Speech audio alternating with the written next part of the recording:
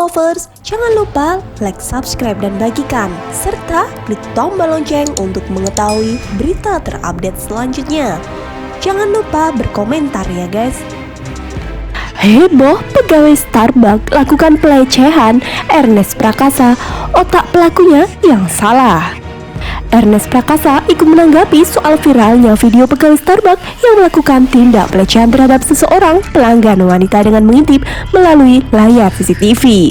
Dilansir dari Walkeren, Ernest Prakasa ikut menanggapi soal video viral oknum pegawai Starbucks yang melakukan pelecehan seksual melalui kamera CCTV pada seseorang pelanggan perempuan.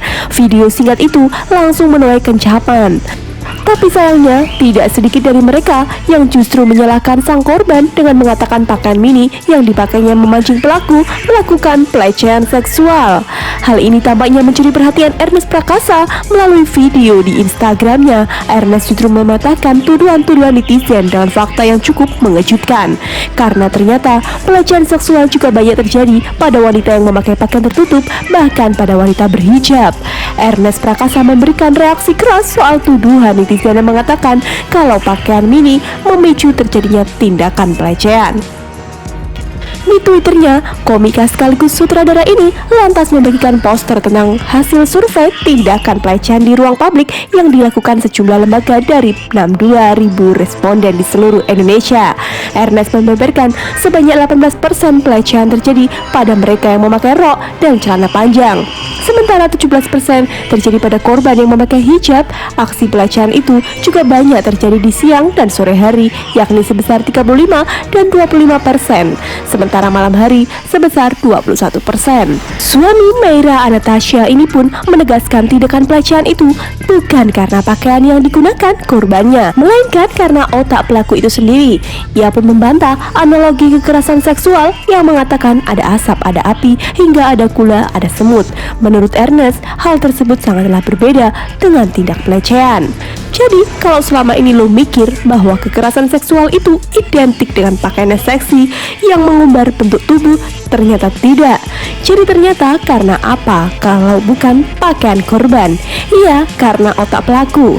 Pelakunya yang salah titik, kata Ernest melalui video di IGTV pada Kamis 2 Juli. Soal analogi, enggak ada asap, enggak ada api, itu kan reaksi alami. Pokoknya itu terjadi dengan sendiri, enggak ada proses decision making di situ. Sambungnya, ada gula, ada semut, yaitu insting survive.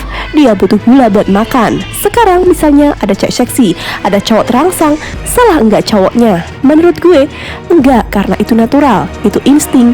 Tapi pertanyaannya, follow up-nya apa? Apa yang dilakukan sama cowok ini?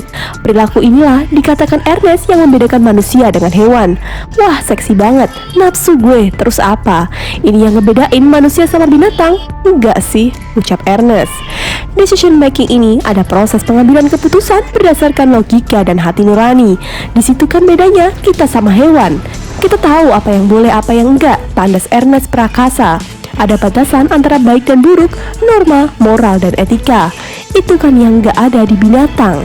Jadi, gue cuma mau pesan, educate yourself. Menurut kamu, bagaimana komentarnya, Savannah Lovers? Tulis di kolom komentar ya guys.